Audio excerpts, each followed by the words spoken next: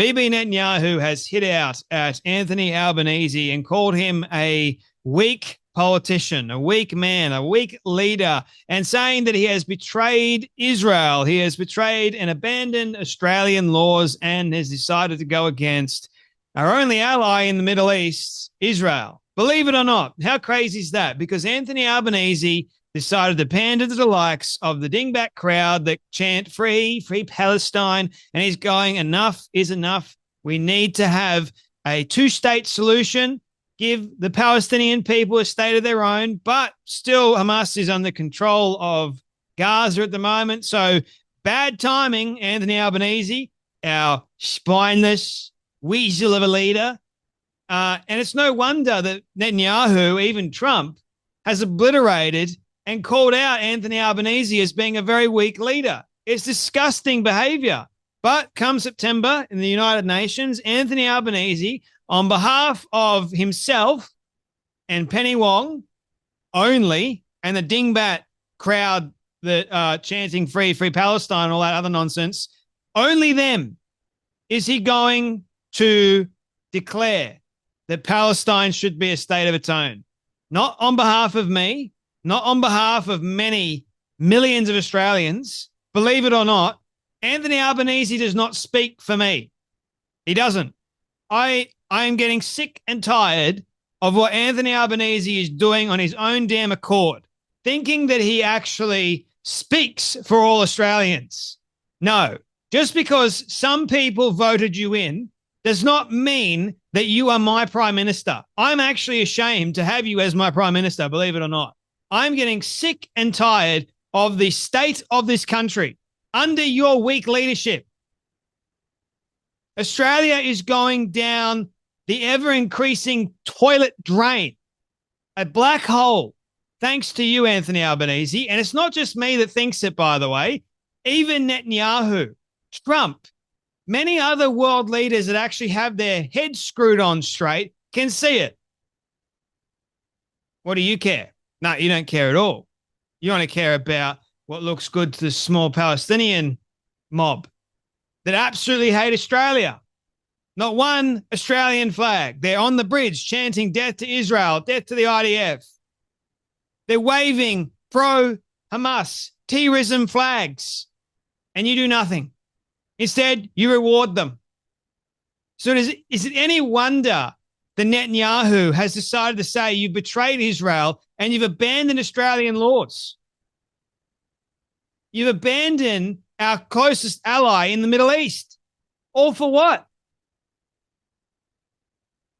Israel's Prime Minister, Benjamin Netanyahu, has launched an extraordinary personal attack on Australian Prime Minister Anthony Albanese, claiming he has betrayed Israel. The post on social media is the latest escalation in tensions between Israel and Australia and between the two leaders personally.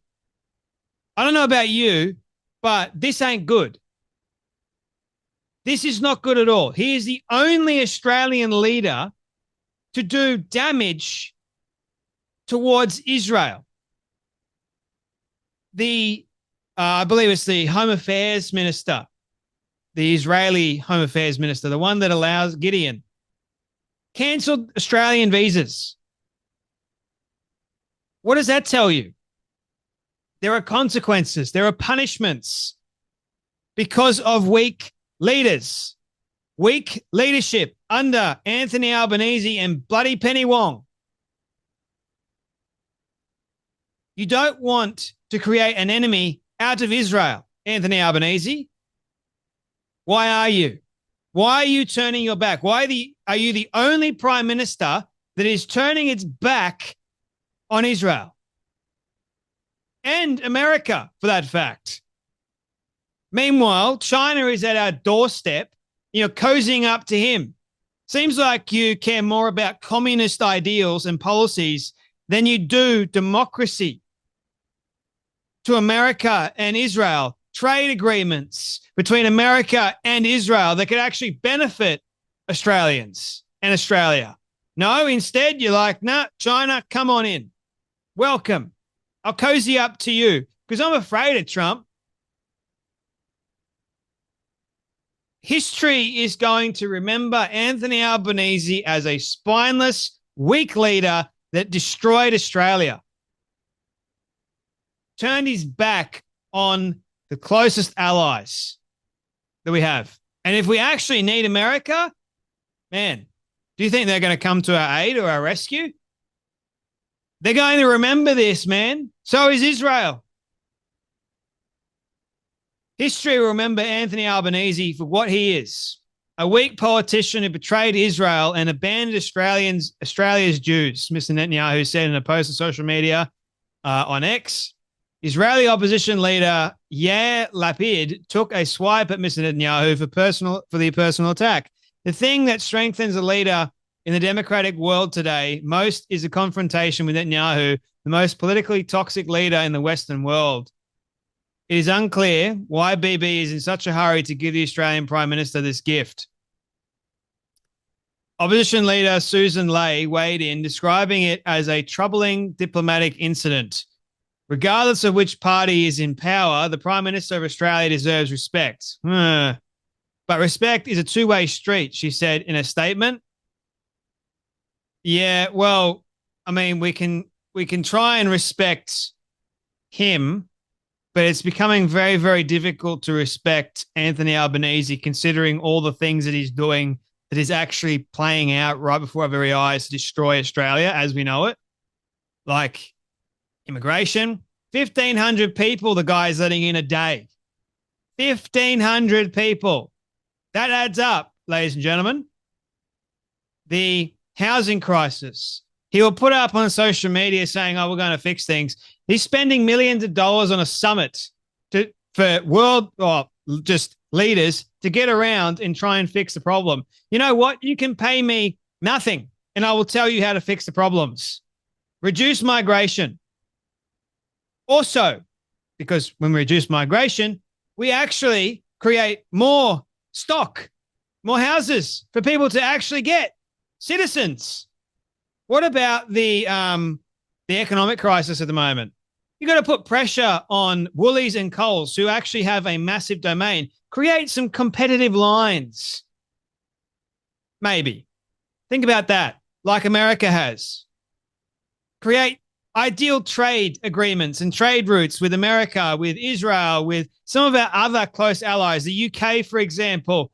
You know, actually do some stuff that helps this country. You know, if I was Prime Minister, I guarantee you Australia wouldn't look the way that it's looking at the moment, in dire straits.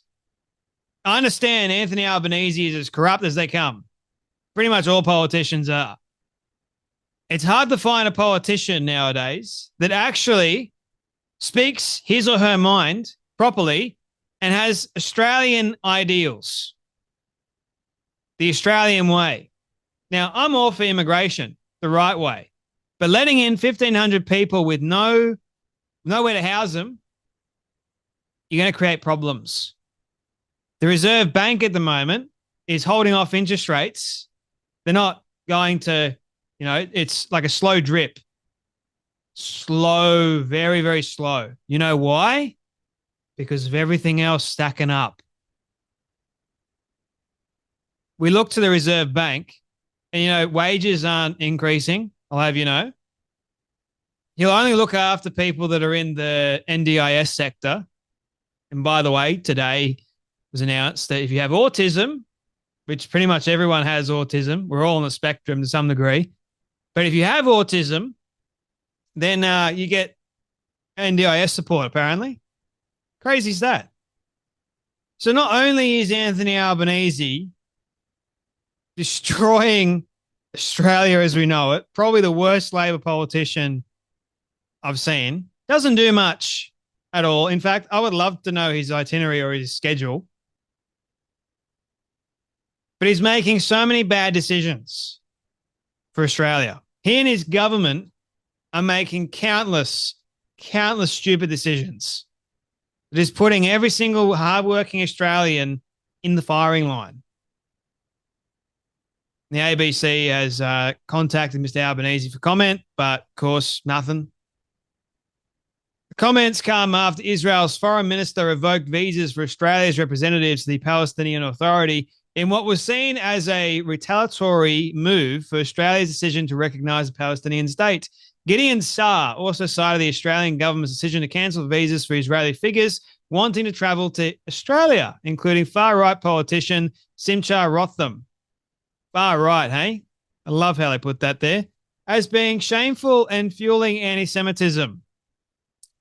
Australian Foreign Minister Penny Wong had called Israel's decision to cancel the visas of its representatives to the Palestinian Authority an unjustified reaction. So when we do it, it's fine, but when they do it, it's unjustified, is it?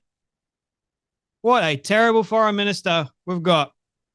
And by the way, she's quite rich. Quite a wealthy foreign minister at that. To do what? Speak dribble. Allies with extensive economic, scientific, and cultural ties should not be engaging in a diplomatic tit-for-tat that erodes the goodwill and cooperation built up over decades, ECAJ co-chief executive Alex Reichin said. Calm heads need to take control of the situation, otherwise there will be a risk of some $2 billion in bilateral trade, extensive investment in Australia startups, vital security operation, and the Israeli-made medicine and medical technology that we all rely on. Yeah. You don't want to destroy that, do you, Anthony Albanese? But the way you're going, it'd be like you're more in favor of Hamas that gives us absolutely nothing than you are for Israel. Choose your side wisely, Albanese, because it could affect every single Australian moving forward. Oh, by the way, if you want to see another face of evil, look no further to Francesca Albanese, UN correspondent or whatever the hell she is. Also happens to be Albanese. So we've got Anthony Albanese, Prime Minister of Australia, and Francesca Albanese saying that Hamas is an elected political force, not a band of murderers. Right. Okay. Interesting that. By the way, I saw this in the toilet block not far from where I live. F Palestine. I had to take a photo of it. Melanie Phillips, who's brilliant, by the way, goes, the Albanese government has betrayed civilization and strengthened those committed to a second Holocaust of the Jews. Its membership of the Five Eyes Alliance must now be considered a security threat to the West. Melanie Phillips is actually pretty intelligent. So I'll finish on this. The 9 principles of propaganda. Number 1, the big lie. Yeah, we're seeing a lot of that go around. Big lies work better than small because the masses won't believe that anyone would lie about that. Number 2, focus. Don't make it complicated. Ignore history. Keep it simple for simple minds. There's a lot of those going around today. Dingbats, we want to call them. 3, repeat. Repetition, man. Keep up the big lie. Repeat it over and over and over and over again. People cannot tell the difference between facts and familiarity. If they hear the same words repeated enough, they become true in their minds. 4, blame. Never credit the other side. Always blame, debase, defame, and dehumanize. Seen that on constant occasion, haven't we? Provoke. Outrage, fear, and resentment are more powerful than reason, logic, or facts. 6, crisis. Issues must be life or death, good versus evil, love versus hate, us versus them. Urgency defeats objection. 7, emotion. A person might question facts, but they will never question their own feelings. Go emotional. Pander. Ignore reasonable arguments. Demonize all who disagree as having bad intentions. And number 9, no limits. Morality is for losers. The victors' morality will not be questioned. No limits at all. How about that? So the whole Free Palestine movement, massive propaganda. Hamas knows all of this, and they've been using it to their advantage. Big lie. Israel is committing a genocide in Gaza at the moment. Let's focus on that. Let's repeat it. Let's blame Israel for everything. Let's provoke outrage about Israel murdering innocent babies. Let's have a crisis center. You know, it's Israel versus Hamas. No, no, no, it's not. It's Hamas versus Israel. Let's create a great deal of emotion behind it, shall we? No questions at all. We can't question facts. It's a bad idea because facts are always wrong to my emotions. And we're going to pander what Anthony Albanese is doing right now. And we've got no limits whatsoever. Perfect, isn't it? It's quite genius. It's quite ingenious, I should say. It's evil. But if we're not careful, if you guys don't know any of this, you can fall into the trap quite easily. It's quite easy to do. And you end up being like Anthony Albanese, a weak leader who betrayed Australia. Anyway, that's enough from me, but you guys take care, be blessed, and I'll see you all in the next video.